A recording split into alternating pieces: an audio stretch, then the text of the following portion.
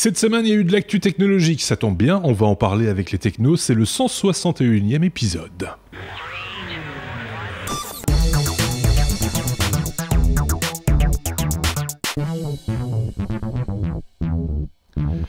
Si je précise que cette semaine, il y a eu de l'actu technologique, c'est que c'est pas toujours le cas. Il y a des semaines où c'est un petit peu plus léger, comme on dit, mais on trouve toujours des choses à dire, hein, vous inquiétez pas. On a affaire à de grands bavards, comme par exemple celui-ci, c'est Bruno, qui a suivi un petit peu pour nous l'actualité technologique à sa manière, comme on le dit à chaque fois. C'est un petit peu notre façon de voir l'actualité technologique, la façon de voir de Sébastien, par exemple, celui qui n'a pas de cheveux. Je le précise pour ceux qui écoutent et qui ne regardent pas ce podcast, puisque c'est avant tout effectivement un podcast audio que vous pouvez télécharger sur toutes les bonnes plateformes de podcast audio ou vidéo, et également une chaîne YouTube sur laquelle vous pouvez nous voir, c'est toujours important de le préciser également. Tradition oblige, on commence peut-être avec le courrier des auditeurs, si vous le voulez bien mes petits amis, parce qu'il y a eu du courrier cette semaine. Alors des gens qui nous ont envoyé plein de messages sympathiques, etc. On va essayer d'y répondre, il y a des questions qui ont été posées à d'autres chroniqueurs concernant des anciens hors-série, concernant des smartphones, etc. Je pense que ça s'adressait plus à Marc qu'à ces deux loustiques-ci, donc je pense qu'il va répondre par écrit. Ne vous inquiétez pas, ça viendra. De toute façon, vous êtes notifié quand vous laissez un message sur YouTube ou sur lestechno.be. Quand il y a une réponse, normalement, vous recevez une notification, donc ne vous inquiétez pas. Le courrier des auditeurs, que voici, que voilou, c'est de ce côté-ci... par rapport au hors-série que nous avons proposé cette semaine, justement avec Sébastien, je possède ce drone, il s'agit du DJI Mavic Air, je le précise, je possède ce drone, nous dit Willy, et non, la télécommande n'est pas RF, mais bien Wi-Fi, avec une portée de 2 km dans un endroit bien dégagé et sans interférence. Le Mavic Pro, lui, est bien RF, avec sa radiocommande. Un mea culpa s'impose, donc peut-être Sébastien, tu avais annoncé, tu l'avais glissé le mot RF à un moment donné dans le hors-série, je ne l'ai pas réécouté, hein, je vais être tout à fait honnête, mais tu l'avais glissé à un moment donné et donc ça a été pris comme argent comptant, j'ai envie de dire.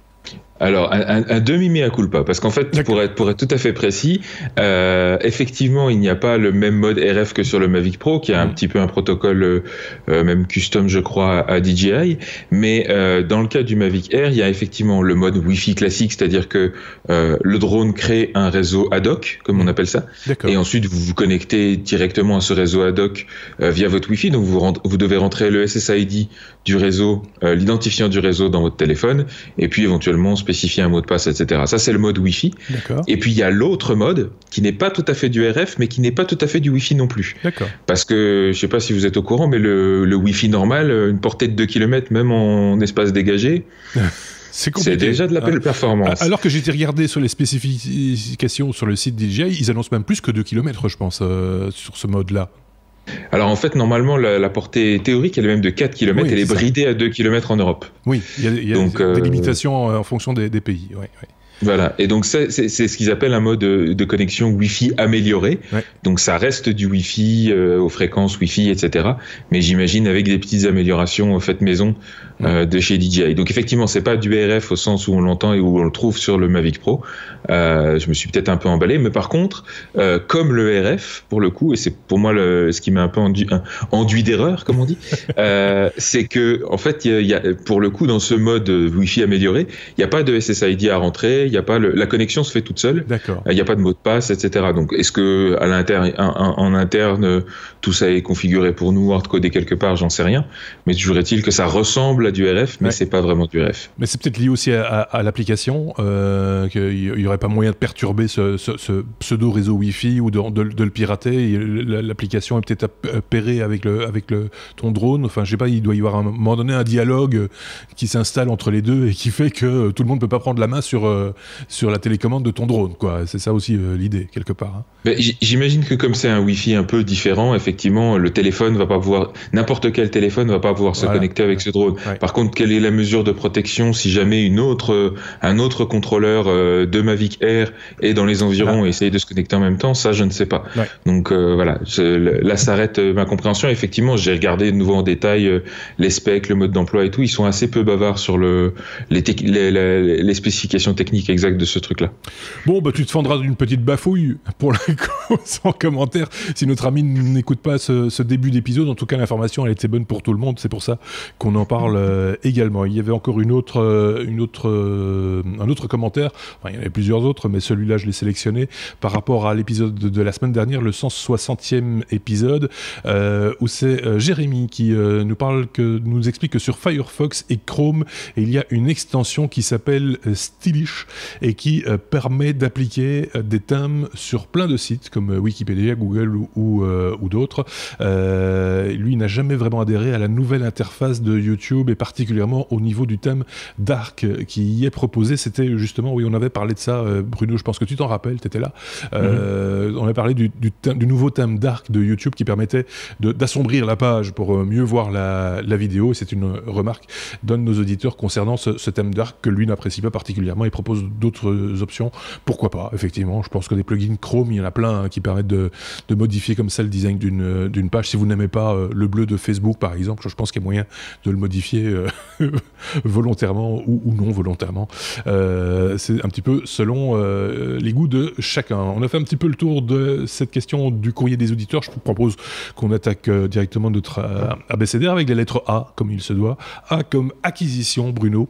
On va parler de Google qui rachèterait Lytro pour seulement 40 millions de dollars. Il faut rappeler ce que c'est Lytro aussi. Lytro, c'était une start-up qui avait lancé un appareil photo assez révolutionnaire. Ils avaient été financés en 2006, si je ne m'abuse. C'était un appareil photo qui mettait le focus sur différents plans. Oui. Donc, et après permettait de focuser la photo après l'avoir tirée. Donc, on pouvait vraiment avoir différents champs et s'amuser de la sorte. Moi, je me rappelle, on avait présenté ça avec Benoît oui, à l'époque et parce que ça révolutionne pour le coup un peu la photo, hein, le fait de pouvoir faire la mise au point après, une fois qu'on rentre à la maison, dire tiens, j'ai photographié un personnage dans un parc, mais finalement ce qui se passe derrière est mieux et de faire le focus sur l'arrière-plan plutôt que sur l'avant-plan, par exemple, c'est une des possibilités de ce bidule, quoi. Exactement, et je suis resté sur la news parce que j'avais l'intention de m'acheter un tel appareil. Je pense que je vais plus pouvoir le faire, tout simplement parce qu'en fait Google, oui, il y a des rumeurs, c'est pas encore confirmé, mais il y a des rumeurs comme quoi Google rachèterait donc Lytro pour seulement, je dis seulement, entre 25 et 40 millions de dollars. D'accord. Faut savoir que la société avait été estimée encore l'année passée à plus de 360 millions de dollars. Donc je pense que les investisseurs sont pas très contents que ça baisse de la sorte. Ce qui est important, je pense, pour Google, ça sera probablement que quelques assets, mais surtout les brevets que Lytro détient et qu'ils ont déposés, ils en ont 59 aussi.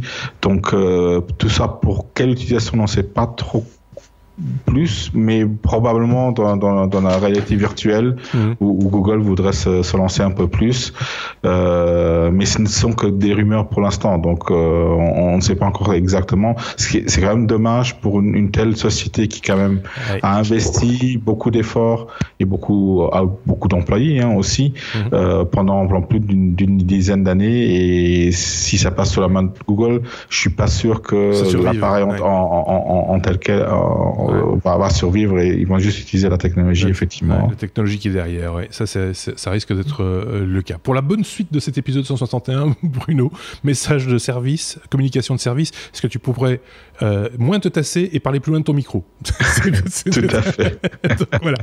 Merci, chef. C'est pour nos oreilles et pour l'image. Voilà, c'est fin de la communication de service. On peut passer à la suite. On est à la lettre A, toujours comme ADN. Seb, on va parler de l'ADN de Scott Kelly. Il faut rappeler qui est Scott Kelly.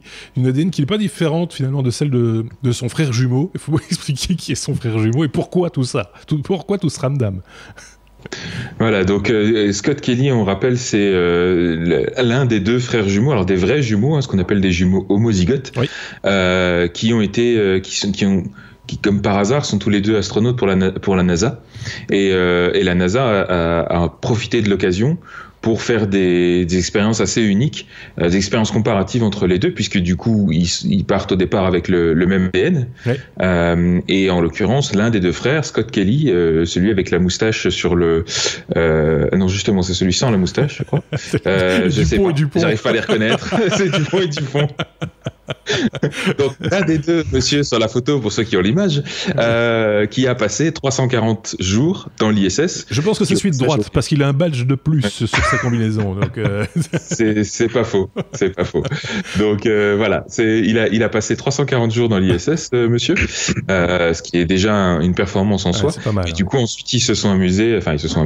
Ils en ont profité pour faire toute une batterie de tests supplémentaires, et notamment de tests comparatifs pour voir un petit peu comment leur métabolisme, leur morphologie, leur système immunitaire, etc. avaient évolué séparément, puisqu'ils étaient dans des environnements complètement séparés.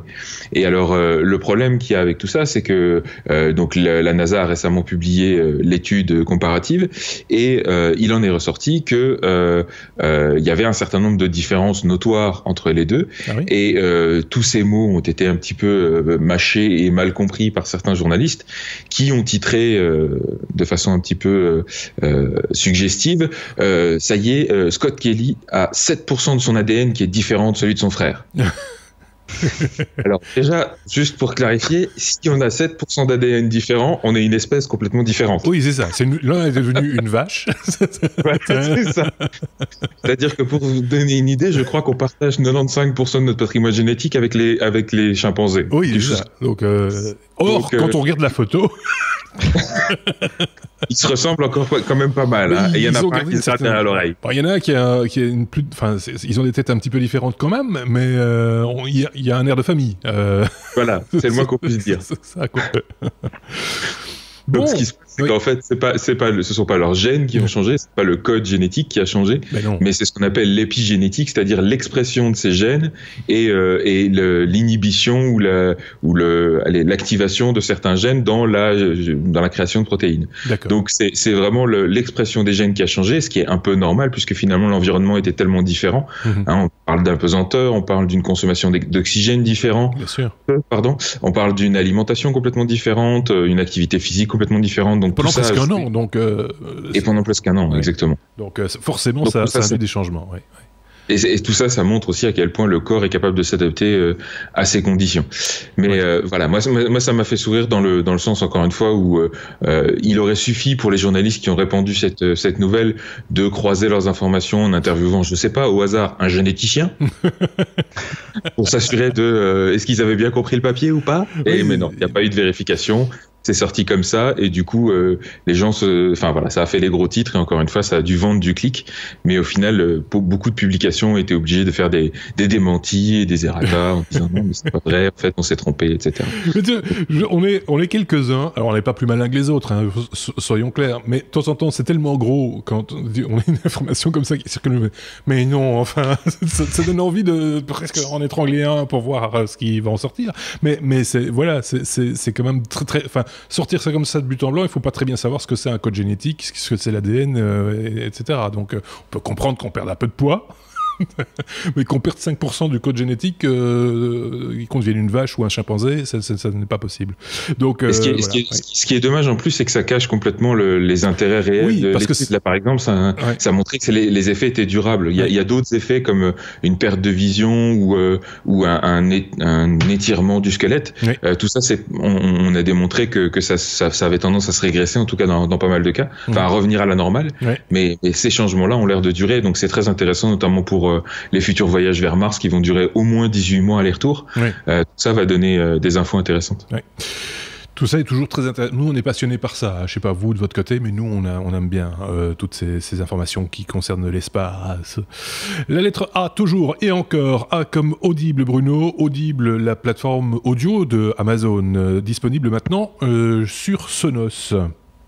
Oui, effectivement. Donc, j'espère que le micro, ça va mieux. Oui. Déjà. Donc, oui, il y a quelques années, en fait, Sonos avait retiré Audible de leur plateforme pour des raisons d'incompatibilité avec le système. Moi, je suis vraiment fan de Sonos. Hein. C'est mon petit bijou que j'ai découvert il y a pas mal d'années.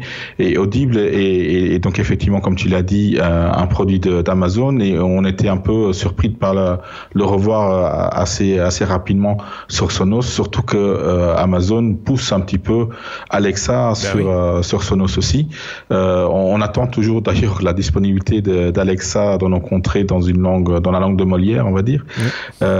C'était annoncé pour début de l'année et là on est déjà fin mars, hein. Donc il faudrait qu'il se manie un petit peu. J'aimerais bien le tester. C'est juste ça pour faire un petit hors-série. Donc je suis un peu impatient, mais entre-temps, vous pouvez toujours installer Audible et écouter des audiobooks, oui. Faire écouter des audiobooks à vos enfants sur la petite enceinte Sonos, c'est bien sympa. Ce qu'ils vont rajouter aussi, c'est la commande vocale, donc via Alexa, encore une fois, quand ça sera disponible chez nous, pour lancer des audiobooks, faire des recherches dans les audiobooks. Ouais. Ça, c'est assez sympa quand même. Je tiens à préciser qu'il n'y a pas que des audiobooks sur Audible, il y a aussi maintenant de plus en plus de podcasts en français.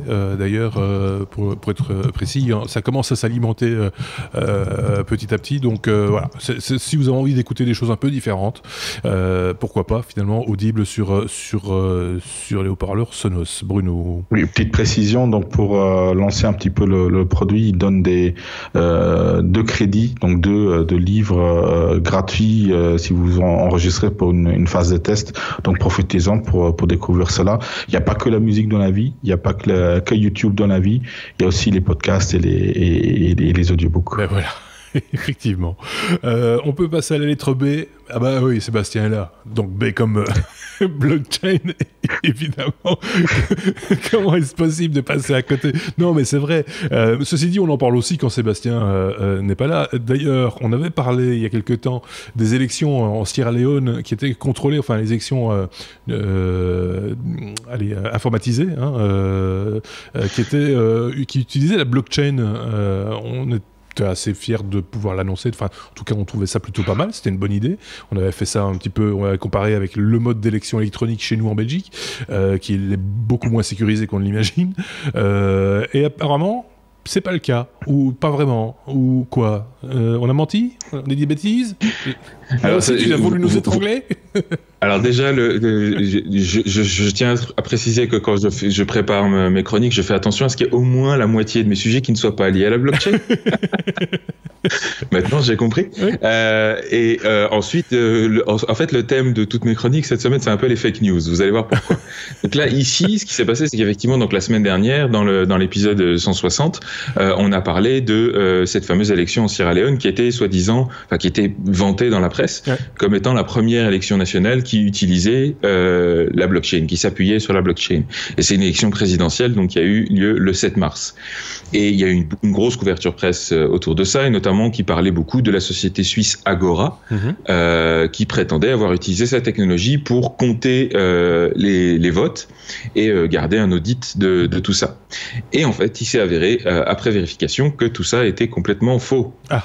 Mais c'était pas juste machin. Non, c'était faux. C'est-à-dire que juste derrière, la Commission nationale des élections du Sierra Leone a publié sur Twitter un communiqué officiel pour expliquer qu'en fait, ils n'avaient jamais utilisé, ils n'avaient jamais l'intention d'utiliser la blockchain dans aucune des procédures électorales. D'accord. On est dans un pays d'Afrique où encore il y a énormément de choses qui sont manuelles, enfin tout est manuel, le comptage, l'audit, enfin il y a énormément de procédures manuelles qui sont d'ailleurs assez lourdes à gérer dans ces pays-là, et ils n'ont absolument rien informatisé. Alors en fait, ce qui s'est passé, c'est que Agora, la société, avait un statut assez privilégié, un statut d'observateur international, comme ça se fait souvent dans des élections comme celle-là, mais uniquement sur 250 bureaux de vote. Ce qui représentait que 2% des bureaux de vote. Donc déjà, ils avaient une visibilité assez limitée. Ouais. Et dans ces bureaux de vote, ce qu'ils ont fait, c'est qu'ils ont eu la possibilité de recompter les voix. Donc en gros, quand les bulletins étaient dépouillés, on leur passait le bulletin et puis eux ils comptaient ça sur le côté, quoi. Mais donc complètement en dehors du système de vote classique, et ils ont juste utilisé ça pour faire une espèce de contre-comptage d'une certaine manière. Et voilà, et c'est ça qu'ils ont mis dans leur application, dans leur machin vaguement basé sur la blockchain, et du coup ils en ont sorti des résultats qui valaient que pour 2% des bureaux de vote, qui n'étaient absolument pas représentatifs des résultats généraux, et qui étaient que spécifiques à cette région où ils étaient observateurs. Donc en fait, c'était encore une fois une news un petit peu rapide. Alors ça a été dénoncé par des développeurs de Sierra Leone, du coup, qui se battent justement pour l'open data et tout ça. Juste derrière, évidemment, toutes les publications qui avaient relayé cette info, encore une fois, sans la vérifier, se sont empressés de publier des démentis en disant oui, mais vous comprenez, en fait, c'était pas vrai. Et puis la société Agora s'est fait un peu mousser, et en fait, il y avait rien derrière. Et eux-mêmes ont dû publier un démenti assez honteux juste derrière, bien sûr en blâmant le méchant développeur open data qui a dénoncé la supercherie. C'est ça en plus. C'est toujours le même problème, et on le dit souvent. Ce que nous faisons chaque semaine ici dans les technos, c'est une revue de presse, notre revue de presse à notre sauce, et donc on est un petit peu tributaire aussi de ce que nous disent les professionnels de la profession. Et quand on a la possibilité de croiser l'information avec des sites, j'allais dire sérieux, mais on part du principe que ceux qu'on consulte le sont la majorité du temps, on essaye de croiser cette information. Il se trouve que sur des domaines de compétences relativement précis, comme par exemple la blockchain, la crypto-monnaie, etc., tu seras d'accord avec moi, Sébastien, on a rarement la possibilité de recouper ces informations, tant qu'il y a des news dans tous les sens, qui partent dans tous les sens, et que voilà, quoi, c'est un peu ça aussi. Là, il était relativement simple, encore une fois, comme je le disais tout à l'heure pour le généticien. Là, pour les journalistes, les vrais journalistes, ceux qui sont censés vérifier leurs sources avant de publier, d'aller simplement interroger la commission électorale et de vérifier cette information. Et il leur aurait dit d'emblée, non, c'est pas vrai. Donc là, pour moi, ce que ça pose, c'est surtout, encore une fois, on est dans un débat beaucoup plus général. C'est même pas par rapport à la blockchain ou quoi. C'est surtout la question du financement de la presse et derrière ça, enfin l'intérêt de ces titres putaclic qui ont tendance comme ça à sortir des articles pour sortir des articles. Et alors on dit toujours les gens sont bêtes, ils croient n'importe quoi, mais comment on peut s'attendre à ce que les gens aient un esprit critique si ceux qui sont censés en être les champions, à savoir les journalistes de ce genre de publication, ne font même pas ce travail de vérification. Donc c'est vraiment assez agaçant de ce point de vue-là, je trouve. Et de s'indigner après ça des fake news et autres problèmes du même acabit finalement. Exactement. Ils creusent leur tombe, quoi. C'est vraiment dommage. C'est triste, effectivement. Et comme on l'a vu il n'y a pas tellement longtemps, il y avait une étude là-dessus qui expliquait, alors j'ai pas les chiffres en tête, mais en tout cas que les fake news et le genre d'information que tout le monde a envie de croire finalement, puisque c'est un petit peu ça l'idée, circuler 6 fois plus vite qu'une véritable information. Donc voilà. Je dis 6, mais c'est de cet ordre-là. J'ai plus les chiffres en tête. Fin du chapitre, fake news, si on veut bien, mais on peut comprendre l'agacement, effectivement. On est à la lettre B comme blockchain, on va tout simplement et tout naturellement passer à la lettre C comme crypto. Sans transition, et voilà, je vois, il a coupé son micro pour le coup. Je m'en vais, moi, je laisse Seb tout seul, là, c'est blockchain, crypto, voilà. Si, on va faire tout l'abécédaire. Après ça, avec E comme économie numérique. Et juste derrière, il y a D comme décentralisation. Ensuite, il y a E. Allez, C comme crypto. On va parler du G20 qui n'est pas inquiété par les crypto-monnaies finalement. Tiens. Voilà, donc le G20 a eu lieu le 19 et 20 mars, donc c'est tout frais, ça sort du four. Ça s'est passé à Buenos Aires en Argentine, et un point de l'agenda qui a intéressé un petit peu tous les crypto-enthousiastes, c'était justement la question des crypto-monnaies, de leur régulation et de leur danger pour l'économie.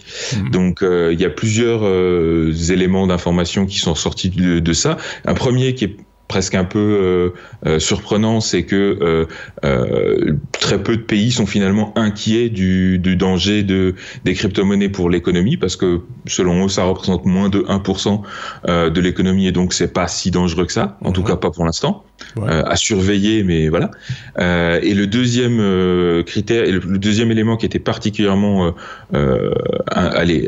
qui alimentait beaucoup de spéculation, c'était la classification de ces crypto-monnaies. Est-ce que ce sont des biens? Est-ce que ce sont des monnaies au sens propre? Ou est-ce que ce sont ce qu'on appelle des securities, c'est-à-dire au même titre que les actions ou les bons porteurs, etc. Et la raison pour laquelle c'est un aspect qui est important, c'est que de ça va dépendre la politique fiscale et des taxations qu'il y a autour de ces instruments. Et le consensus qui s'est dégagé du G20, en l'occurrence, ça a été de dire, de rejoindre finalement l'avis qui a déjà été exprimé par l'IRS, donc le service fiscal américain, c'est que pour eux, ce sont des biens. Et non pas ni des monnaies, ni des securities. Ce qui veut dire au passage que, comme ce sont des biens, ils sont soumis à la taxation sur les plus-values. D'accord. Ouais. Donc ça, évidemment, ça pose certaines inquiétudes dans la communauté. Donc on n'y croit pas trop, mais on veut bien en croquer, quoi. C'est ça. C'est un peu ça. Ça n'a pas de valeur, mais si vous les revendez, que vous faites une plus-value, par ici la monnaie. Oui, c'est ça. Donc c'est un peu ambigu comme discours, mais bon, moi ce qui m'a surtout agacé dans l'histoire, c'est qu'ils ont un peu tout mis dans le même sac. Les crypto-monnaies, les ICO, les crypto-tokens, tout ça, ils font pas la différence.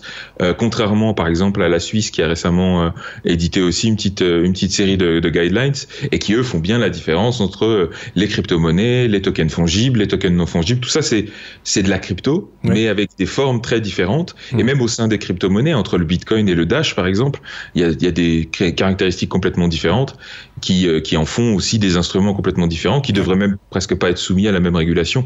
Donc bon, tout ça, encore une fois, c'est pour moi les gesticulations d'un dinosaure en train de mourir. À l'heure des charges, si j'ose, c'est quand même d'une complexité rare. Hein, je veux dire, c'est des choses qui passionnent effectivement des gens comme toi, qui sont dans l'informatique, dans le domaine, ou qui fabriquent, qui sont à l'origine de ces crypto-monnaies. Pour le commun des mortels, ou même l'économiste ou autre, l'appréhension de ces choses-là, c'est quand même un peu pointu, non? Tu ne trouves pas? Disons que c'est pas le commun des mortels là qui discute au G20. Non, ce sont des macroéconomistes. C'est des gens qui justement nous disent que un jour peut-être les crypto-monnaies pourraient être dangereux pour la stabilité financière du monde. Oui, parce que le dollar ou le yuan n'ont jamais été dangereux pour la stabilité financière du monde. Il y a ils sont capables de comprendre la complexité de ces trucs-là. Pour moi, ça reste effectivement de la com et du bras. En gros, ils savent pas quoi en faire. Ils hésitent à sortir des guidelines clairs. Ils se sont engagés d'ici le mois de juillet à sortir des pistes de régulation.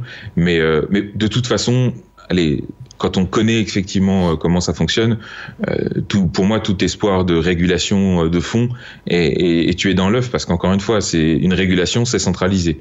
On est face à des systèmes décentralisés, donc ça colle pas, ça marche pas. C'est cette notion-là qui va être difficile à faire passer, en fait. Hein. C'est ça le nœud du problème, sans doute. On aura encore, à mon avis, l'occasion d'en reparler. On va passer à la lettre F. F comme Facebook, parce que c'est la deuxième grosse information, on va dire, de la semaine. Facebook, c'est tout ce tralala, j'allais dire, mais ce ne serait pas très technique comme expression. Toute cette problématique autour du scandale de Cambridge Analytica. Vous avez certainement entendu parler de votre côté chez vous, puisque là aussi la presse classique et traditionnelle s'est emparée de cette information dès qu'on parle de Facebook et de Mark Zuckerberg. Effectivement, ça percole dans tous les milieux. Ce sont ces données qui ont été on va dire pompés par Cambridge Analytica et qui ont servi, paraît-il, à faire élire, ou en tout cas à aider à créer des campagnes publicitaires pour faire élire éventuellement Donald Trump, entre autres, les votes sur le Brexit également, et des choses comme ça. Mark Zuckerberg s'était exprimé sur ce scandale, justement, cette semaine. Sébastien. Alors, juste pour rappeler effectivement le contexte de l'histoire, à la base, c'est un académique de l'université de Cambridge qui a sorti une application qui permettait de faire des analyses de personnalité. Oui, c'était ça. Donc, c'était dans un but pur de recherche. Ouais. Et grâce à cette application, il a réussi à rassembler des informations à la base sur quelques centaines de milliers de personnes. Ouais. Et à l'époque, donc en 2014, quand cette application est sortie, il y avait encore certaines faiblesses dans les API de Facebook qui permettaient d'accéder non seulement aux données de l'utilisateur qui se connectait à l'application, oui, mais qui répondait au sondage, oui. Voilà, exactement, et en même temps aux données personnelles de tous ses contacts. Ah oui, oui. Et donc, de quelques centaines de milliers d'utilisateurs, on est passé à entre 30 et 50 millions de personnes dont les données personnelles ont été pompées par cette application, qui, encore une fois, a été vendue comme à but de recherche. Donc, à la base, ça n'avait pas éveillé les soupçons de Facebook. Ce sont des informations de profilage, en fait. C'est savoir qui sont les gens qui sont... comment ils se comportent et comment leur parler. En fait, c'est ça. C'est pour faire une étude commerciale, quelque part, que ces informations ont été récupérées. Alors, ça va des centres d'intérêt à la situation familiale, en passant par, évidemment, leur sexe, leur religion, enfin, toutes les informations qu'on peut mettre dans son profil Facebook avancé, on va dire. Donc, ça dépasse de loin l'adresse email et des choses comme ça. Mais comme personne ne connaît Cambridge Analytica dans le grand public, mais que tout le monde connaît Facebook et le nom de Mark Zuckerberg n'est plus étranger à personne maintenant, c'est chez lui qu'on va demander des comptes, parce que c'est un petit peu chez lui qu'il y a eu des fuites aussi. Disons que ce qui s'est passé, c'est que Facebook a donc, avant 2014, n'avait pas en place les bonnes protections de la vie privée, qu'ils ont rajoutées depuis, mais entre-temps, le mal était fait, et en l'occurrence, cette société de recherche a revendu ses données à Cambridge Analytica, donc c'est deux sociétés différentes, et ensuite, Cambridge Analytica a croisé ces infos avec différentes techniques que je détaillerai pas ici, mais je vous invite vraiment à aller voir la vidéo en caméra cachée d'une interview du CEO et de son bras droit de Cambridge Analytica. Ça fait froid dans le dos. Ces types n'ont juste aucun scrupule, c'est des raclures. C'est vraiment des choses incroyables. Enfin, je veux dire, ça va de loin, ça dépasse de loin un problème de protection de la vie privée. C'est vraiment, on voit ça dans les films, quoi, et on n'y croit pas. Donc ils ont utilisé ces données personnelles pour, en gros, utiliser les peurs et les craintes des électeurs dans de nombreuses élections, pas seulement dans les élections américaines, mais aussi, dans des élections au Kenya, etc. Je parlais du Brexit, par exemple. Ils sont aussi intervenus là-dedans. Ouais. Et donc, ils ont vraiment utiliser ces informations-là à des fins de manipulation de masse. Et donc, je pense que dans la campagne américaine, on a beaucoup parlé de la Russie parce qu'encore une fois, c'est sympa comme histoire, comme rhétorique de replacer ça dans un discours de guerre froide. Mais même si là, effectivement, la Russie est pas complètement anodine. Hein. Ils sont quelque part. J'ai mis aussi en image un petit schéma des différentes influences et de qui est dedans. Ils interviennent quelque part dans l'histoire. Mais voilà, en l'occurrence, c'est une société britannique, qui a pour moyennant finance, qui a participé à manipuler les gens et les résultats de cette élection derrière. Donc forcément, on est, et comme tu dis, pour moi, ceux qui sont vraiment, à qui on devrait demander des comptes, c'est Cambridge Analytica, qui ont fait vraiment n'importe quoi. Et malheureusement, Facebook, je pense qu'on les attendait un tournant. Dès qu'il y a un truc comme ça, ça fait vendre d'aller taper sur le méchant Facebook. Mais il y a quand même une différence entre négligence et malveillance. Personnellement, j'ai plutôt tendance à interpréter le rôle de Zuckerberg et de Facebook là-dedans comme vraiment de la négligence, quoi. Mais je voyais encore un article, je pense que c'est France Info qui a publié ça aujourd'hui même, jeudi, le jour où nous enregistrons, où il y avait eu l'histoire des fake news sur lequel Mark Zuckerberg avait dû sortir de sa réserve pour expliquer comment ils allaient contrer les fake news.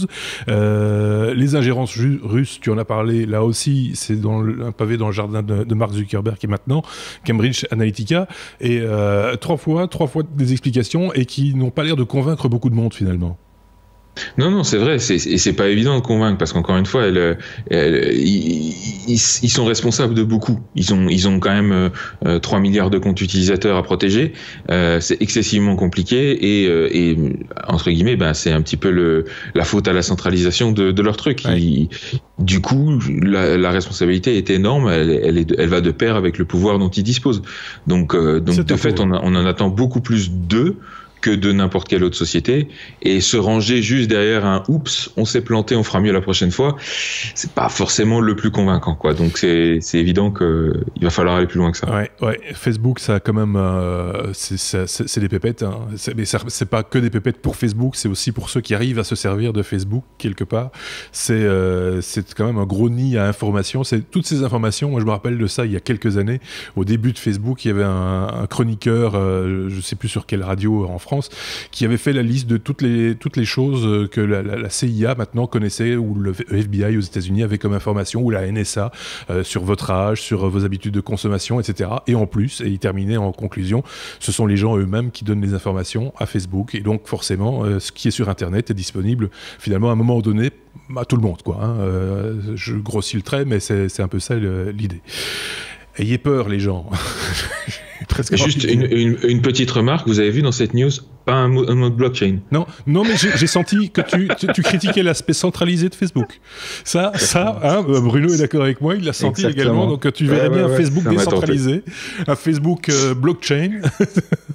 Voilà, c'est ça. Donc sa prochaine étape, c'est Facebook blockchain, et c'est Sébastien qui l'a proposé. Donc on va mettre un brevet dessus, hein. C'est pour nous les pépettes. C'est pour nous les pépettes, du coup. Mais il y en aura moins à se faire.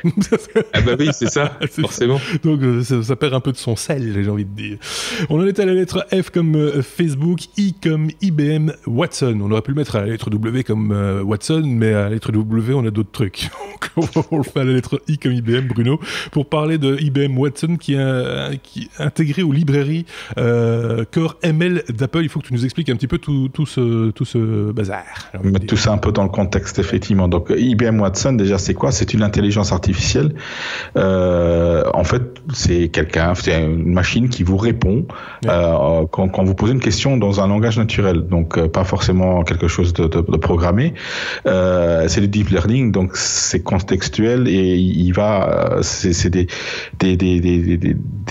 petites librairies qui vont apprendre dans un contexte bien défini, à vous donner des solutions, à analyser un petit peu des séries de données, et plus on va lui donner des sources, des séries de données, plus il va vous donner des réponses pertinentes. D'accord. C'est une intelligence artificielle. C'est une intelligence artificielle, mais c'est une intelligence artificielle qui commence à porter ses fruits, et qui de plus en plus maintenant va pouvoir être utilisée par tout le monde. Tout le monde, je veux dire, tout le monde, nous, les programmeurs, on va dire, oui. Dans ce cas-ci. Les nouveaux maîtres du monde, c'est ça que tu veux dire? Oui, c'est ça. C'est nous. C'est nous. C'est nous. Regarde-le.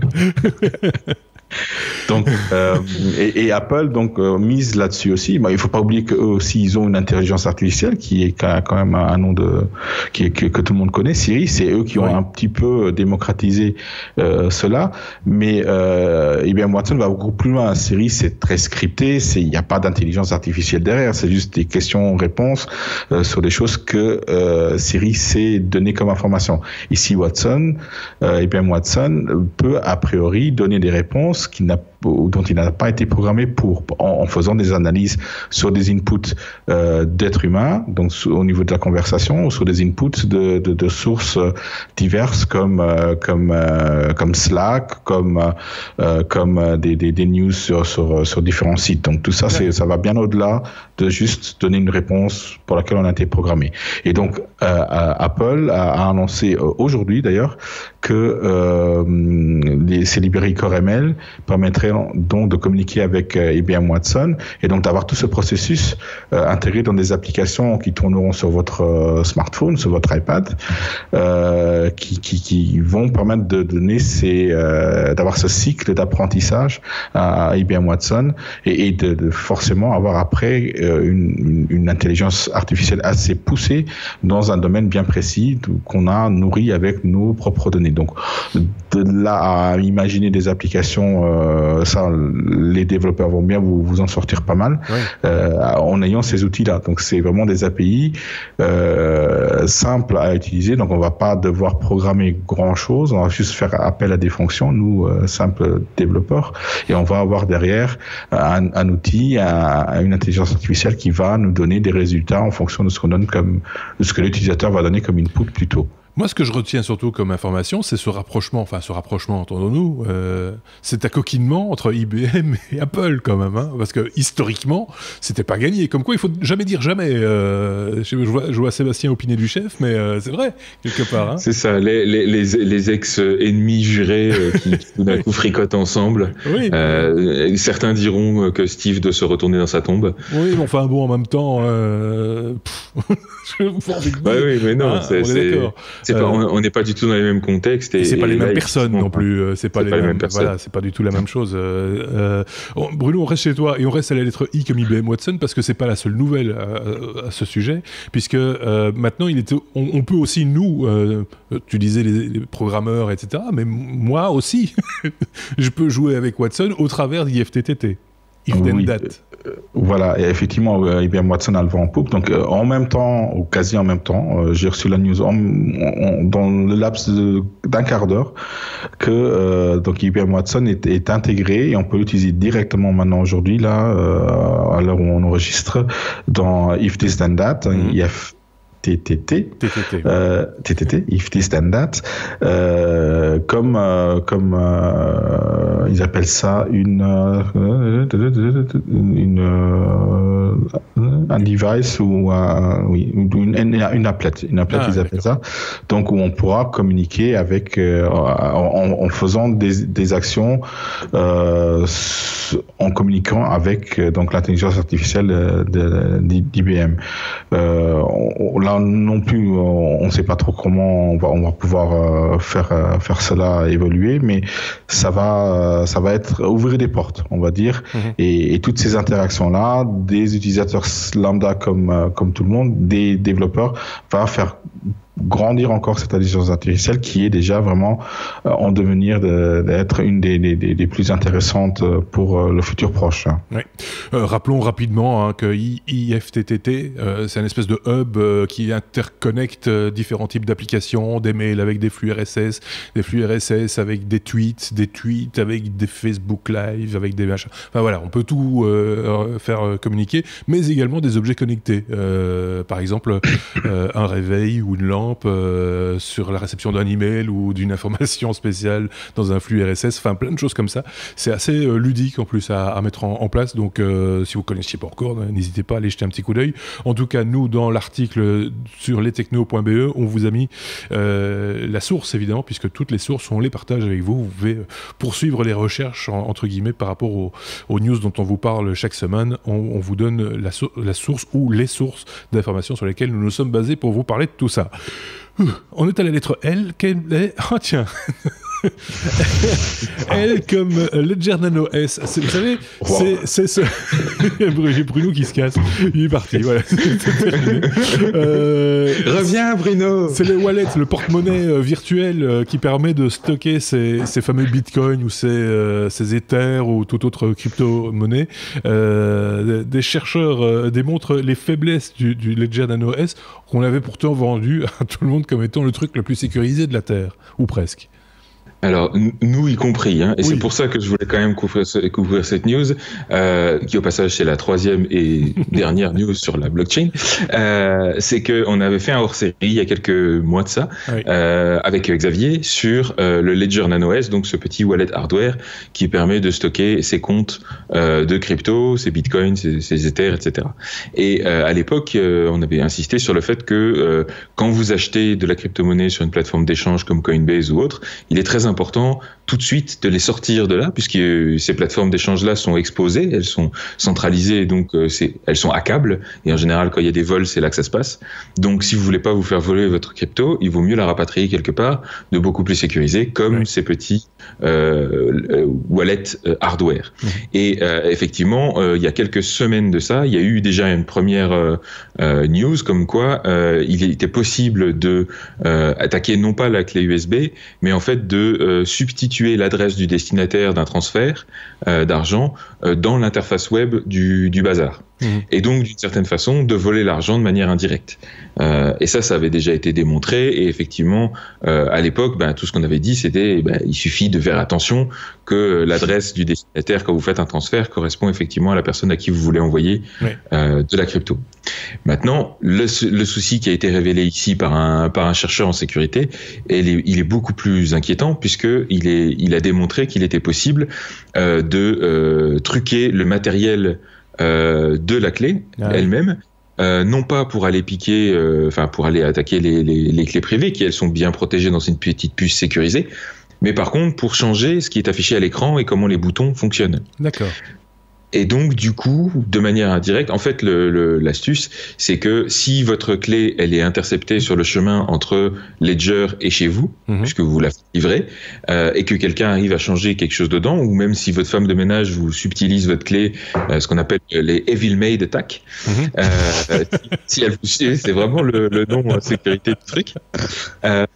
Si quelqu'un arrive à vous subtiliser votre clé et à la bidouiller, d'une certaine façon, il a possibilité de remplacer en fait le petit logiciel qui tourne sur la partie non sécurisée du bazar, et donc à aller vous piquer votre argent ou vos clés d'une manière indirecte, à régénérer vos comptes. On avait un peu déjà évoqué la problématique de la vente de ces clés, parce qu'il y avait eu une vente de clés d'occasion à un moment donné, je sais pas si tu te rappelles, on avait vu ça circuler. Là, ça sentait quand même un peu le moisi, quoi. Enfin, c'était. Et en même temps, encore en janvier dernier, le CTO de Ledger déclarait sur Twitter que non, si vous faites les étapes de vérification élémentaire, c'est parfaitement safe d'acheter vos clés d'occasion sur eBay. Ouais. Alors, moi personnellement, ma recommandation, c'est ça. C'est surtout n'achetez pas ça d'occasion. Oui. Achetez-la directement au fournisseur, à savoir Ledger. Oui. Une fois que vous la recevez, vérifiez bien que le paquet n'a pas été attaqué, sachant que malheureusement ils étaient un petit peu trop arrogants dans le sens où ils se sont dit de toute façon c'est impossible à attaquer, donc ça sert à rien de mettre un sticker anti-détection. Oui. Et donc là pour le coup ce serait bien utile. Mais en tout cas, vérifiez que l'intégrité de votre package est pas mise à mal. Et après il y a une procédure qu'on a liée dans les liens. Enfin vous verrez sur le site Les Technos, qui permet de vérifier aussi l'intégrité physique du bazar si vous avez un doute. Et dans tous les cas, mettez à jour votre firmware parce qu'ils ont sorti une mise à jour du firmware, la 1.4.1, il y a une semaine, qui corrige pas mal de ces problèmes-là. Et donc, mettez bien à jour votre truc. De toute façon, dites-vous bien que vous êtes responsable de vos comptes. Vous pouvez pas vous retourner contre votre banque ou Visa ou Mastercard. On est dans un système décentralisé, donc la responsabilité retombe sur vous, l'utilisateur, et donc c'est à vous de faire attention à ce que vous faites avec vos devices. Il y a des alternatives à Ledger Nano OS ou pas pour l'instant fiable? Alors, il y en a. Eux-mêmes ont un truc qui s'appelle Ledger Blue, mais encore une fois, il y a un doute sur le truc. Et il y a un truc qui s'appelle Trésor, mais que j'ai pas testé. Je sais pas s'ils sont affectés par le même genre de truc. C'est un problème d'architecture, en fait. Oui. Le problème, c'est que la puce qui permet de sécuriser les clés privées, elle est très faiblarde. Enfin, elle a des capacités hyper limitées. Oui. Et du coup, ça oblige les développeurs, plus ou moins, de ces devices à contourner certaines de ces limitations avec une architecture qui expose un peu plus à des risques. Donc il faut tester. Il y a des alternatives, mais encore une fois, voilà, rien n'est sûr à 100%. La meilleure protection, c'est vous. Oui, c'est ça. Mais encore faut-il maîtriser les tenants et les aboutissants, et ça, c'est pas donné à tout le monde. Hein. Ça, on l'a déjà dit aussi. On peut passer à la lettre P comme Periscope. Non, on ne va pas parler de vidéos sur Twitter. On va parler de vrai périscope, Bruno. Et je fais le signe en même temps, je sais pas pourquoi. On va parler du vrai périscope, regardez. Une manette de Xbox 360 pour le dernier né des sous-marins US, tout ça pour commander le périscope. Ça, c'est quand même très particulier quand même. Oui, c'est pas un simulateur, hein, c'est un vrai gros sous-marin nucléaire. Hein. Bon, c'est pas de la crypto-monnaie, c'est du nucléo sous-marin. Ouais. Mais c'est très centralisé dans l'eau. C'est du très très lourd. Ouais. Donc ils sont très fiers, les Américains. Ils viennent de lancer un nouveau sous-marin nucléaire. Et ce qui ressort de la news, c'est que ils utilisent. Avant, ils utilisaient des systèmes de joystick pour commander le périscope. C'était un système à $38,000, tout simplement. Et ben ils ont fait des économies. Ils ont mis une manette d'Xbox 360 à la place qui coûte $20. Donc c'est beaucoup moins cher.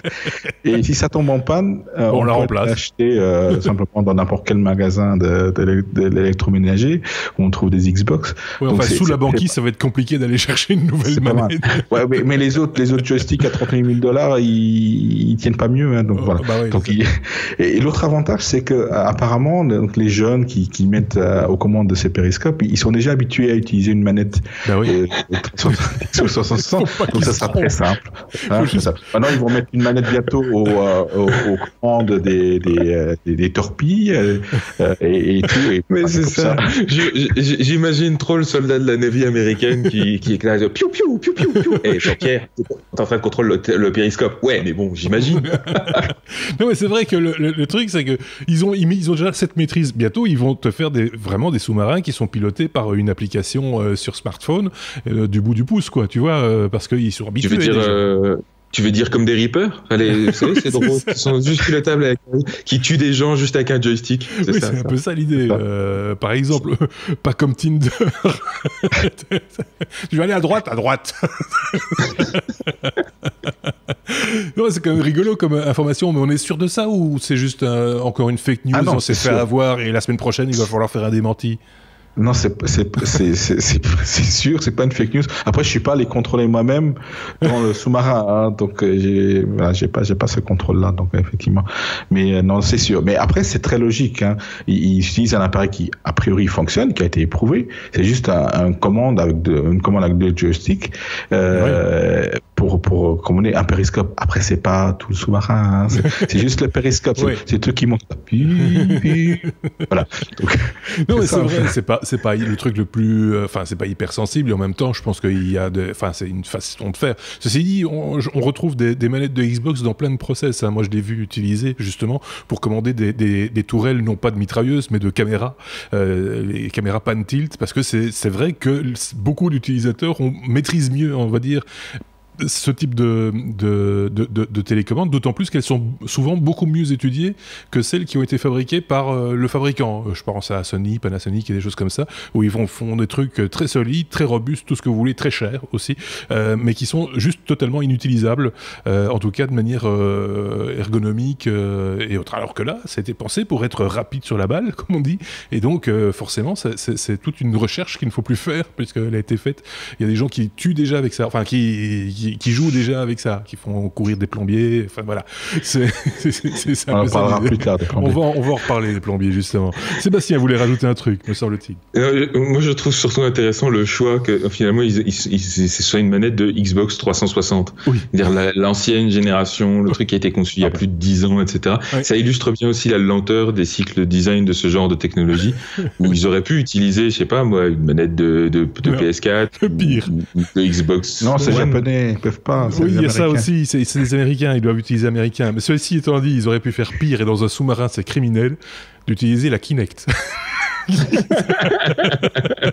Parce que c'est quand même exigu. Et si on doit commencer à faire des gestes pour faire tourner le périscope ou le faire monter, le faire descendre, il risque d'y avoir des blessés. Ça risque d'être un petit peu... Autant encore le faire comme dans les films, vous voyez. Voilà. Bon, à série, hein, c'est cette histoire. P, on est à la lettre P, toujours. P comme... C'est quoi ça? PUBG... PUBG... Qu'est-ce que ça cause, Sébastien? Alors justement, on était en train de parler de tuer avec des manettes. Oui. C'est une petite news très rapide, jeu vidéo que je trouverais intéressante parce que finalement il y a beaucoup de gens qui s'intéressent à ce truc. PUBG, ça veut dire Player Unknown Battlegrounds. D'accord. C'est un jeu vidéo qui a le vent en poupe. C'est basé sur la blockchain. Et ça n'a rien à voir avec la blockchain en plus. T'as vu, c'est ça qui est génial. Ça n'a rien à voir. C'est un divertissement. C'est ça. C'est ce que je fais entre deux articles sur la blockchain. Je joue à PUBG. Et alors c'est un jeu de type Battle Royale qui est donc super addictif. Pour ceux qui n'ont pas essayé, c'est dans la même trempe que Fortnite et d'autres jeux comme ça. Et là la petite news sympa, c'est que ils existaient déjà sur PC et sur Xbox justement, sur Xbox One. Et là maintenant ils viennent de sortir les versions mobiles, mais en 4e vitesse parce que justement le concurrent Fortnite venait de le faire aussi. Et donc il y a des versions mobiles qui viennent de sortir sur iOS et sur le Google Play Store et qui permettent de jouer à ce petit jeu-là et donc d'allonger vos pauses pipi de manière assez conséquente. Oui, c'est ça. Bon, vous irez voir, hein, on a mis le lien évidemment comme on le fait chaque fois dans l'article lestechno.be pour retrouver toutes nos sources, je le répète une fois de plus. On est à la lettre U et ça c'est la 3e grosse information de la semaine. U comme Uber. Bruno, un véhicule sans chauffeur Uber tue une piétonne aux États-Unis. Et oui, vous avez pas pu la rater cette news. Mais non, c'est pour ça un long silence. Et c'est pas une fake news parce que là on a les images qui le prouvent. En fait, pour resituer le contexte aussi ici, Uber, donc qui sont en train de tester des véhicules autonomes. Ont eu un accident en Arizona, donc dans la ville de Tempe, qui est une banlieue de Phoenix. C'est au sud-ouest des États-Unis, pour bien situer ceux qui n'ont pas. Alors on peut resituer les États-Unis, s'il te plaît. Les États-Unis, c'est entre l'Europe et l'Asie, tu vois. Planète Terre, voilà. Planète Terre, hémisphère nord, à peu près. Système solaire, voilà. Milky Way. Voilà. Donc on a tout dit. Ouais. Donc donc la grosse news, c'est que ils ont écrasé une madame. Une madame avec son vélo. Avec son vélo, elle traversait la route et la voiture s'est pas arrêtée. Oui. Donc ça c'était. Quand tu dis la route, c'est pas un petit chemin, hein, c'est une voie rapide, ce qu'on appelle chez nous une autoroute. Voilà, une autoroute, une voie rapide aux États-Unis. Aux États-Unis, on est moins rapide que chez nous, hein, mais quand même, on est assez rapide. Donc, ce qui est important à savoir, c'est pas le fait qu'ils aient tué quelqu'un, c'est le fait de qui est responsable. Donc ça, c'est la grosse polémique. Tout le monde y va de son avis. Le plus grave, le plus intéressant, c'est que juste quelques semaines avant, l'État d'Arizona avait lancer une loi comme quoi c'était pas le conducteur ou la personne responsable dans la voiture, parce que ça reste des voitures autonomes mais avec des personnes à l'intérieur qui sont en train de tester le système. C'est pas la personne qui est dans la voiture qui serait responsable d'un accident, mais la société même. L'opérateur, ici Uber en l'occurrence. Voilà, exactement, ici Uber qui serait responsable. Mais la police locale, par exemple, s'est vite empressée de dire, comme c'est un accident où en fait la voiture conduite par une intelligence artificielle ou par un être humain n'aurait pas pu s'arrêter, éviter la personne, donc Uber n'est pas responsable. Finalement, mais il y a quand même quelqu'un qui doit être responsable. S'il y a un obstacle, il y a un accident, il y a quand même mort d'homme à ce niveau-ci. Il y a quand même un responsable à identifier. Et dans ce cas-ci, la loi dirait en Arizona que ça serait effectivement Uber. On a pointé quand même du doigt, la police locale, me semble-t-il, a quand même pointé du doigt l'imprudence de la victime. Alors, évidemment, on peut être imprudent, mais c'est de là à en mourir, évidemment, c'est pas, on n'applaudit pas. Soyons clairs, mais moi je rapproche ça un petit peu chez nous les accidents de voies de chemin de fer, de passage à niveau. Tu vois ce que je veux dire? C'est qu'à un moment donné, la responsabilité est aussi dans le chef de celui qui traverse la voie sans qu'on lui l'ait invité à le faire. Voilà. Moi j'en suis là dans ma réflexion personnelle, mais tout à fait. C'est un argument. En fait, ce qui pose beaucoup de polémiques, c'est vraiment la divulgation aussi des images, parce que ces voitures-là sont testées et forcément doivent enregistrer aussi toutes ces images-là. Donc aujourd'hui, jeudi, ils ont divulgué ces vidéos où on voit clairement que la personne traverse à un endroit où il y a peu de lumière et sur une voie rapide, donc où effectivement ni la voiture ni un être humain aurait pu réagir assez rapidement pour s'arrêter. Ça c'est clair.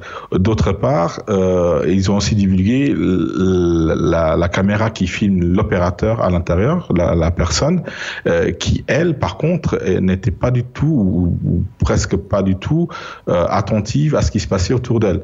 Donc est-ce que de là à dire que si elle avait vu quelque chose, elle aurait pu réagir? Je ne pense pas. Et les experts disent que non, parce qu'ils disent que même un être humain qui serait au volant n'aurait pas pu s'arrêter. Voilà, c'est toute cette polémique-là, mais il faut définir quelque part qui est la faute. La faute, à mon avis, il est quand même à la personne qui était inconsciente, mais il y a quand même eu un accident et il y a quand même des leçons à en tirer. Bien sûr. Je tiens juste à préciser quelque chose, c'est que en faisant mes recherches, parce que là j'essaie de croiser pas mal de news pour savoir un petit peu qui a raison, c'est une chose étonnante, c'est qu'on se dit mais oui, il y a un accident qui là est sous le feu des projecteurs, mais est-ce que c'est quelque chose d'habituel en Arizona? Sachez que dans la région métropolitaine de Phoenix, donc qui est assez limitée, il y a en un mois plus de 200 piétons qui se font écraser. Donc je pense qu'il y a un gros souci autour de Phoenix de luminosité ou de routes ou d'infrastructures qui sont peut-être soulevées par ce cas-ci, mais ce n'est pas dû, et ça c'est nous technophiles qui le disons, c'est certainement pas dû à un problème technique, c'est dû à un autre problème d'infrastructure probablement. On en est au début de cette technologie, même si ça fait un moment que les gens y travaillent, mais on fait figure de, enfin c'est les gens qui pratiquent Uber en l'occurrence, etc. C'est un peu des pionniers et certains vous diront on fait pas d'omelette sans casser des œufs, c'est malheureux à dire dans ce contexte-ci, mais c'est un peu ça l'idée. Si on s'était arrêté, je l'entendais encore il n'y a pas tellement longtemps, au premier accident de mecs qui essayaient des avions avant qu'on ne puisse réellement les faire voler, on n'aurait pas d'avion au-dessus de nos têtes aujourd'hui. Pareil pour, je sais pas, la conquête de l'espace, partir en bateau, enfin toutes les choses un petit peu dangereuses, soyons clairs, que l'on pratique, nous, êtres humains, des fois un peu bêtement. Voilà. Ici, en l'occurrence, c'est une victime, une de trop. Ça, je continuerai à le dire et à le répéter, mais une parmi effectivement tous les autres accidents qui existent et qui là sont dus à des êtres humains. La technologie n'a plus rien à voir avec ça, ce sont des actes d'êtres humains, soit parce qu'ils ont bu, soit parce qu'ils étaient distraits, etc. etc. Donc quand on entend certaines remarques, et je passerai la parole à Sébastien juste après, du genre est-ce que ça va, est-ce qu'on va arrêter de faire des voitures sans chauffeur? Je pense que c'est très mal engagé, je pense qu'on va continuer justement à faire en sorte qu'elles soient de plus en plus sécures et qu'il y ait de moins en moins d'accidents et qu'il y ait de moins en moins de gens qui ont envie de prendre des risques en passant devant une voiture, ou enfin voilà, qu'on garantisse encore plus la sécurité de tout un chacun. Je vais passer la parole à Bruno, mais d'abord à Sébastien parce que je l'ai promis. Non, effectivement, ce qui est important de préciser, c'est que ces technologies-là sont déjà plus sûres que leurs équivalents humains. C'est-à-dire qu'on a déjà des taux d'accidents qui sont plus faibles. Les chiffres de Google avec Waymo l'ont démontré. C'est-à-dire qu'ils ont en nombre d'accidents par kilomètre, on est très très en dessous de ce que font des êtres humains. Pour autant, là, il faut rappeler que quand même dans ce contexte-là, il faisait nuit noire, la route était pas du tout éclairée, et il y a eu quand même une faiblesse qui a été révélée par cet accident, c'est que donc la voiture utilise des lidars, donc c'est des lasers rotatifs comme ça, c'est des espèces d'excroissance sur le toit qui sont censés mapper un peu l'environnement en 3D, et ces lidars ont beaucoup de mal à fonctionner quand il y a des changements de luminosité. Et donc là, ce qui s'est passé, c'est quand la voiture s'est approchée de la personne qui traversait, tout d'un coup la personne s'est retrouvée dans les phares de la voiture, et ce changement du noir à l'éclairé, c'est des choses que le lidar gère très mal, et donc il va falloir améliorer les capteurs. Ironiquement, il y a des marques, il y a plusieurs fournisseurs de ces capteurs qui ont déjà proposé des améliorations, mais elles sont pas encore sur les voitures de test. Et donc, on va encore améliorer la précision de ces capteurs, leur portée dans tous les contextes, et ça va améliorer la technologie. Mais je te rejoins complètement, ça va pas du tout ni ralentir, ni remettre en question les voitures autonomes. Les voitures autonomes, c'est le futur, et on en a besoin pour sécuriser nos routes. Et pour avoir moins de véhicules sur les routes, pour être mieux utilisés. Enfin, on va pas refaire tout le schéma, mais avoir des villes plus intelligentes, etc., et moins d'accidents. In fine, en tout cas, c'est ce qu'on espère tous. Voilà, c'est ça un peu l'idée. Bruno, tu voulais rajouter un truc? Oui, je vais juste rajouter que Sébastien, il fait 50% des sujets sur la blockchain et il me casse mon sujet parce que tout ce qu'il a dit, je voulais le dire moi. Oui, parce qu'il y avait une suite, effectivement, mais c'est bien de le préciser, mais on va revenir, on va rentrer dedans. Ces brevets qui sont déposés ici par Uber aussi, Bruno, non? Tout à fait. C'est ça que tu voulais parler? Sur la communication entre les véhicules autonomes et les environnements, les gens, la nature, les bordures de trottoirs, etc., etc. Tout à fait. Non, mais c'est aussi dire que Uber a retiré quand même tous ses véhicules autonomes suite à cet accident pour analyser bien le problème, bien sûr, quand même. Ouais. Hein.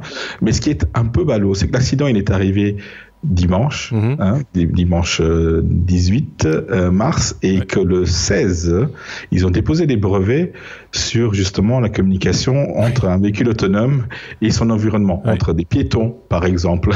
Donc, c'est bien la preuve qu'on est dans le flux que c'est en train d'évoluer et ça évolue très très vite, même si ça n'a l'air de rien et que c'est un concours de circonstances malheureux, très malheureux. Voilà, exactement. Ils ont déposé quelques brevets quand même assez intéressants de comment est-ce que la voiture peut communiquer avec des piétons. Parce qu'une voiture conduite par un être humain, elle va pas communiquer avec les êtres humains, mais l'être humain à l'intérieur peut pouvoir vous engueuler ou appuyer sur le klaxon, par exemple, faire des appels de phare. Mais la voiture autonome, elle devrait avoir ces moyens-là aussi. Donc là, ils ont déposé quelques brevets qui, à l'aide de signaux lumineux, voire même des vidéoprojections sur la route, permettraient une communication de la voiture vers le piéton. Ce qu'ils ont aussi mis comme brevet, c'est de la communication entre la voiture autonome et un conducteur d'un autre véhicule, parce que l'intention, par exemple, de changer de voie, quand on est à côté d'une voiture autonome, n'est peut-être pas forcément aussi simple à connaître que s'il y a un être humain au volant qui va éventuellement vous regarder ou vous signaler qu'il va changer de voie éventuellement, donc vous faire un peu plus attention. Donc toutes ces communications-là sont importantes aussi pour favoriser donc encore une meilleure efficacité des voitures autonomes qui, comme Sébastien l'a bien souligné, sont déjà plus performantes que des conducteurs humains. Mais c'est peut-être là où le bas blesse avec cette news-là, c'est que tout le monde s'attendait à ce que ça soit parfait du premier coup. Oui, mais ce n'est pas le cas. C'est jamais le cas, hein. Soyons très clairs. Maintenant, on pourrait peut-être intégrer dans ces voitures intelligentes, autonomes, etc., des vieux concepts très humains qui sont le tut-tut et les appels de phare. Non mais tu rigoles, mais finalement, peut-être que c'est ça aussi l'idée, c'est que si on a des avertisseurs sur les voitures et qu'on a cette possibilité de faire des appels de phare, c'est pas complètement idiot, c'est aussi pour de la sécurité quelque part. Non. Et la question se pose d'autant plus que là j'ai pas réussi à avoir l'information, mais généralement les voitures autonomes sont aussi des voitures électriques, parce que justement c'est plus simple à contrôler l'accélération et le freinage. C'est pas le cas ici. Justement, c'était l'info que j'avais pas. Mais à l'avenir, en tout cas, ce sera le cas. Les voitures autonomes seront des voitures électriques, donc elles font moins de bruit et elles font quasiment aucun bruit d'ailleurs, surtout à faible vitesse. Donc ça sera d'autant plus important de compenser cette absence-là, puisque pour l'humain, on est habitué quand on traverse la route, non seulement à regarder, mais aussi à écouter, et donc avoir les deux informations. Oui, ça, on l'avait déjà épinglé aussi, en particulier sur les motos, hein, qui sont très véloces en plus, et donc et ça peut vraiment poser des problèmes aussi. Je pense pas que ce soit le cas de ce véhicule-ci. Il m'a semblé reconnaître une Volvo. C'était une Volvo. Oui, c'est ça. Hein, donc, Volvo XC60. Donc c'est pas des voitures, je pense pas. Hein, ou alors voilà. Mais ici, c'est vraiment un concours. Je pense que c'est plus un concours de circonstances qu'autre chose, et un concours de circonstances malheureux, mais enfin ça a le mérite, alors si ça peut avoir un mérite, d'ouvrir la question sur la sécurité, sur faire avancer, pousser aussi les techniciens, aller plus loin, toujours plus loin, pour éviter que ce genre de choses ne se reproduisent, parce que ce sera la meilleure publicité pour le véhicule autonome, ce sera la sécurité, ça c'est clair. On arrive au bout de ça. Ah, je vois Bruno lever son doigt. Dernière précision, juste sur, c'est quand même assez un concours de circonstances aussi, c'est que le nom Uber, ceux qui ne sont pas germanophones, Uber veut dire au-delà, au-dessus. Oui. Donc là, ils sont vraiment passés au-dessus de la personne. C'était... Moyen. J'ai envie de dire, on va pas se faire que des amis sur un truc comme ça, je pense. Non. Voilà, on va peut-être passer vite à la lettre W. Là, c'est moi qui m'en vais. On va passer à la lettre W. Bon, tant qu'à faire, hein, c'est vrai. W comme oui mais non, comme on a l'habitude de faire maintenant. Bruno, les internautes s'amusent maintenant à calculer, parce qu'ils ont vraiment que ça à foutre, j'ai l'impression. Enfin, donc pas tous les internautes, certains internautes, soyons très clairs, s'amusent à calculer la taille du pénis de Luigi. Oui. Voilà. Parce qu'il a un pénis. Voilà. En fait, dans la dernière photo d'un jeu qui va sortir, dans Mario Tennis Aces, on voit Luigi, c'est le frère, celui en vert, hein, oui. le moustachu aussi, mais en vert. Hein. Ils sont plombiers, hein, parce que Nintendo aussi a précisé que Mario aussi, il est bien plombier, parce qu'à ce moment, il était dit qu'il serait autre chose. Non, Luigi, là, il joue au tennis, oui. Il a un short moulant, oui. Et on voit un petit peu mais on voit protubérance dans son short, oui. Et donc des gens se sont amusés à faire des proportions, à mesurer avec la taille de la raquette, donc à évaluer la taille du sexe de Luigi au repos. D'accord. Donc ils ont estimé qu'il a 10 cm de sexe au repos. Voilà, ça c'est. Voilà, d'autres aimeraient bien voir Peach aussi en maillot moulant pour voir un petit peu autre chose. Ouais. Mais voilà. Donc Internet, c'est tout et n'importe quoi. C'est de l'intelligence artificielle, c'est de la blockchain bien complète. C'est des voitures autonomes qui tuent et c'est le sexe de Luigi. Voilà. Je suis désolé, mais voilà, c'est pas Internet, c'est les gens. C'est comme ça. C'est exactement ça. C'est les gens. Tu vois, arrêtez avec ça parce que souvent on entend. On parlait, ils sont pris aujourd'hui avec nous. La presse classique, quand on dit qu'en pensent les internautes. Les internautes, c'est tout le monde. Tu vois, donc ça n'a plus aucun sens de dire c'est Internet. Tu es responsable, Bruno. Prends-en de la graine. Eh oui. Bah, je vais sortir de Facebook. Hashtag delete Facebook. Voilà. Bon, mais voilà, on arrive au bout de ce 161e épisode des Techno. Vous avez certainement plein de choses à dire, plein de choses à commenter, donc n'hésitez pas, hein, lâchez-vous. On vous lit, de temps en temps, on vous répond aussi quand on peut, avec plaisir même. Donc ce sera le cas pour Bruno de ce côté-ci, à très bientôt. Sans blockchain. Sans blockchain. Et pour la blockchain, avec blockchain, vous avez mais sans cheveux, vous avez Sébastien également. Merci à tous les deux. On se retrouve très bientôt, évidemment, pour un nouveau numéro des Techno et les hors-séries, bien entendu. Le prochain sera consacré à un aspirateur. Je ne dis pas de bêtises. À très bientôt. Bye bye.